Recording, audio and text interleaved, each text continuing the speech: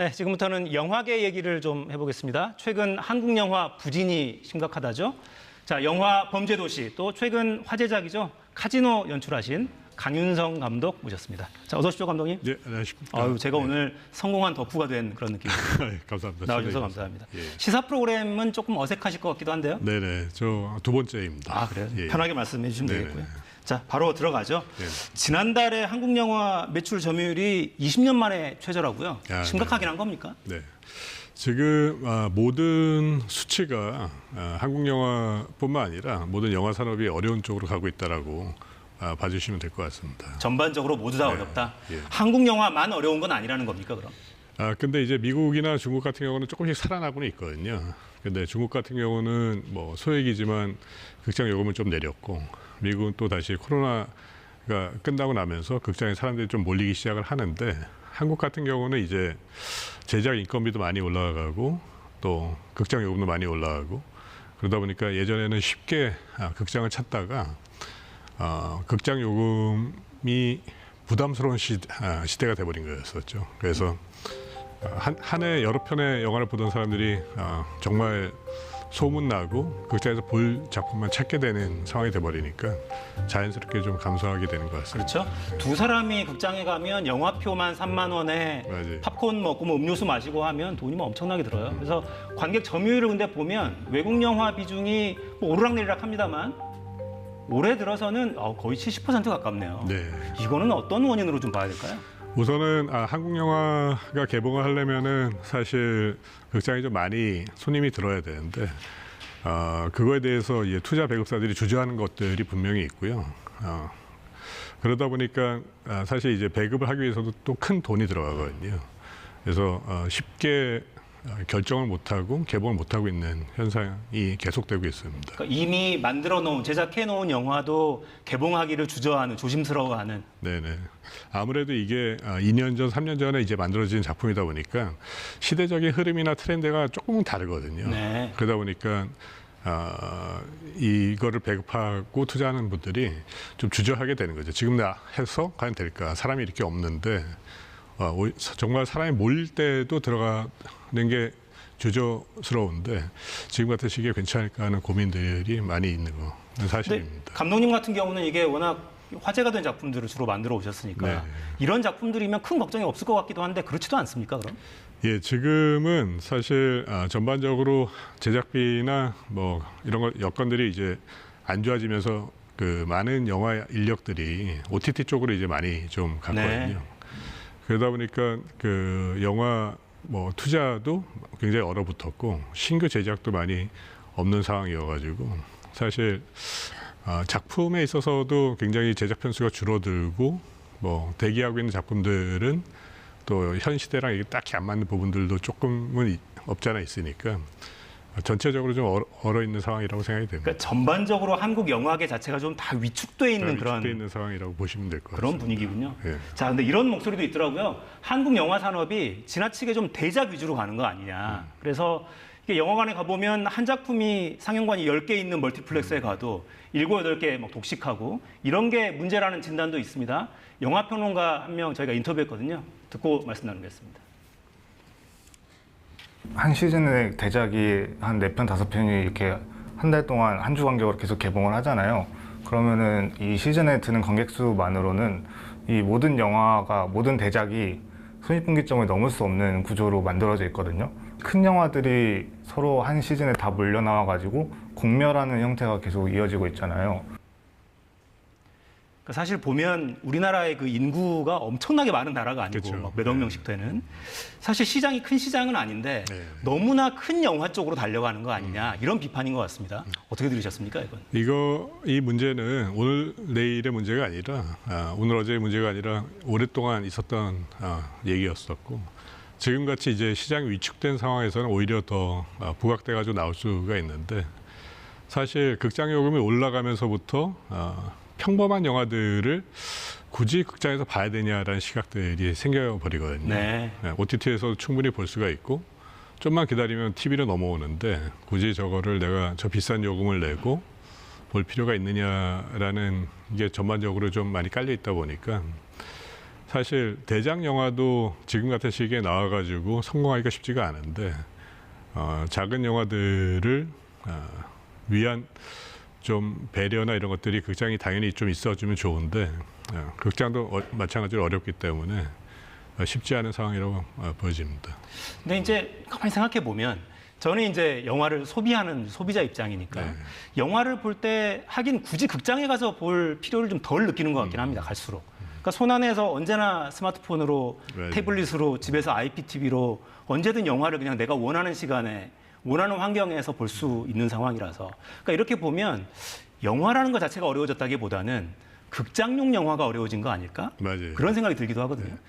그러니까 극장은 타겟책을 위해서 점점 시설에 투자를 하고 그 돈을 회수하기 위해서는 그 극장 요금을 올릴 수밖에 없는 상황이고 극장 요금이 올라갔으니 관객들 입장에서는 좀 더 뭐 체험을 할 수 있는 영화들을 보기를 원하거든요. 예를 들면 이제 아바타처럼 3D 입체 영화를 본다든지 아니면 커다란 무슨 스케일의 공연을 본다든지.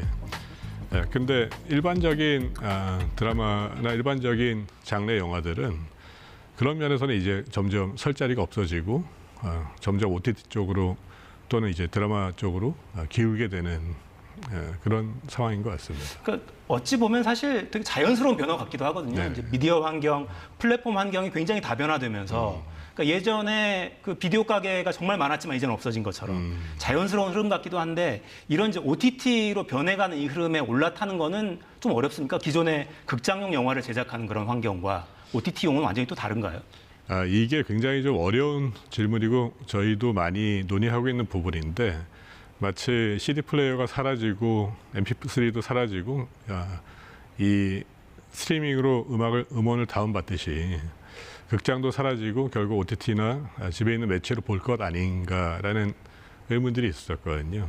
그런데 저는 이제 극장이라는 거는 사실 사람이 이야기에 집중할 수 있는 가장 적합한 공간이고 2시간 정도의 시간을 여러 가지 데이트나 뭐 여가 활동으로 보낼 수 있는 가장 저렴한 공간이기도 하거든요.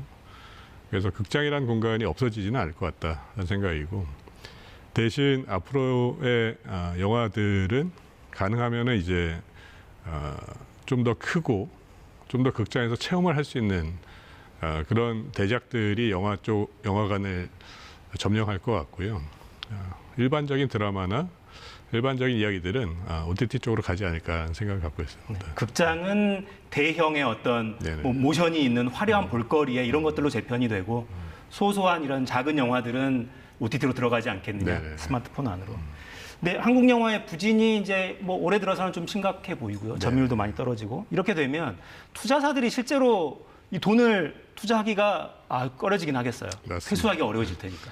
그러니까 전반적으로 시장이 안 좋으니까 결국 영화 쪽에 있는 스태프들이나 배우들은 결국 OTT 쪽을 두드리게 되고 인력이 빠져나가고 작가가 빠져나가고 감독들이 그쪽으로 가다 보니까 영화 시장은 점점 더 안 좋은 상황이 돼버리고 결국은 정말 모든 수치가 그냥 영화 산업이 점점 안 좋은 방향으로 가고 있거든요. 네. 근데 제 생각에는 사실 이거를 타개하기 위해서는 초반에 말씀하신 대로 한국만 시장으로 갖고 있다라고 생각하면은 해답이 없다라고 생각이 되고요. 저는 미국과 중국 시장을 같은 우리의 관객 영역이라고 생각을 해야 될 것 같아요. 지금 이제 OTT가 사실 한국 콘텐츠가 얼마나 대단하고 또 세계적으로 먹히는지에 대한 증명을 해줬거든요. 그래서 영화 시장도 마찬가지로 미국 자본과 중국 자본들이 한국 영화 제작 환경에 들어와서 그걸로 그 시장을 넓혀 나가면서 중국과 미국에서도 같이 볼 수 있는 동시에 개봉하고 그러면 이제 다른 나라도 같이 자연스럽게 풀릴 거라고 생각이 되거든요. 근데 이제 언어 장벽이 좀 높지 않을까 이런 생각이 들기도 합니다. 봉준호 감독이 왜 그때 수상 소감 이야기하면서 그 1인치의 장벽 네. 이야기를 하기도 했었고 그 부분도 제작하시면서도 좀 고민이 많이 되시지 않아요? 그렇죠. 근데 생각보다 한국 영화의 그 파급력, 한국 드라마의 파급력이 이런 OTT를 통해 가지고 전 세계에 많이 알려지면서부터 이 서브타이틀 이 자막을 읽는 거에 대한 부담이 저는 상당 부분 줄어들었다라고 생각을 하거든요.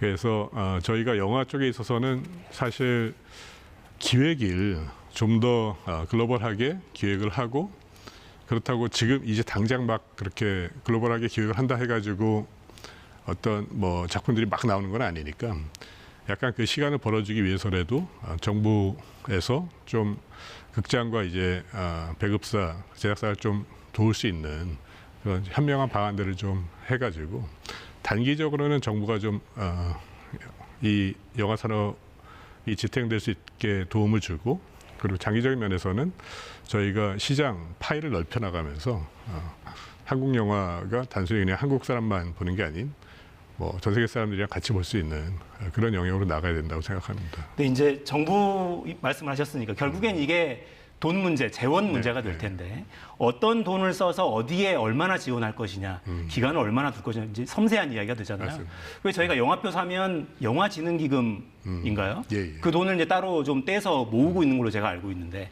예를 들면 그런 돈을 좀 사용할 수 있는 겁니까? 그렇죠. 그런 식으로 기금을 모을 수도 있고 아니면 또 어떤 법안을 발의해가지고 뭐 부가세 같은 경우를 이제 감면받거나 뭐 어떤 식으로든 뭐 저는 뭐 정책적인 부분에 대해서는 정확하게 잘 모르겠지만은 어쨌든 뭐 그 영화를 배급하고 있는 뭐 극장과 배급사, 제작하는 제작사, 만드는 스태프과 감독들이 같이 상생할 수 있게끔 단기적으로는 그렇게 도움이 필요하고 제도가 필요하다고 생각이 되고요. 장기적으로는 저희 시장을 넓혀서 뭐 국제적으로 동시에 영화가 오픈되고 저희 한국에서 영화가 오픈될 때 미국에서도 똑같이 극장에서 걸릴 수 있게끔 그렇게 시장을 확대해 나가는 게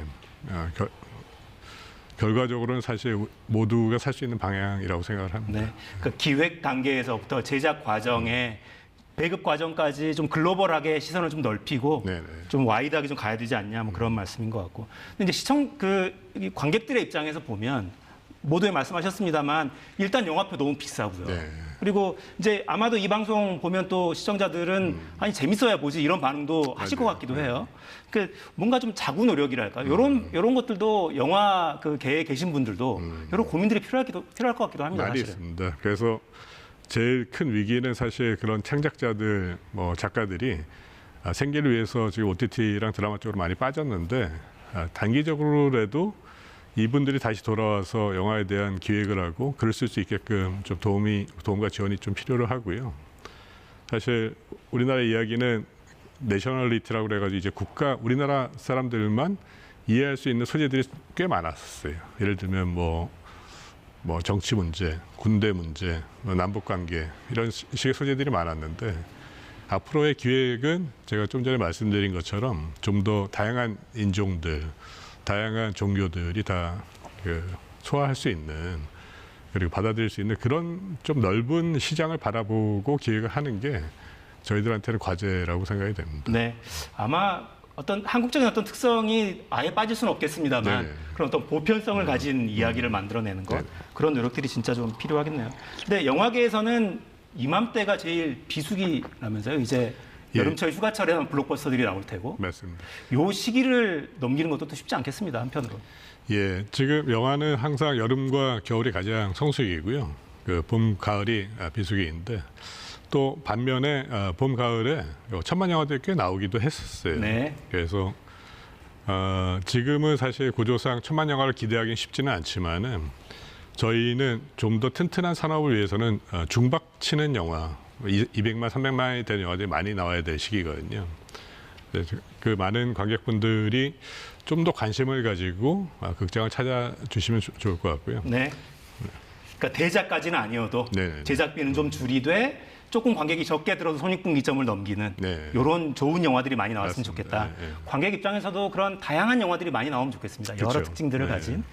오늘은 저희가 영화 산업 이야기를 했는데 다음에는 감독님 좋은 작품 이야기로 한번 또 모시겠습니다. 네. 초대해 주시면 언제든지 나오겠습니다. 알겠습니다. 예. 자, 강윤성 감독이었습니다. 감사합니다. 예, 감사합니다. 네, 저희 오늘 준비한 내용은 여기까지입니다. 저는 월요일에 돌아오겠습니다. 다음 주에도 4시엔 다사건건.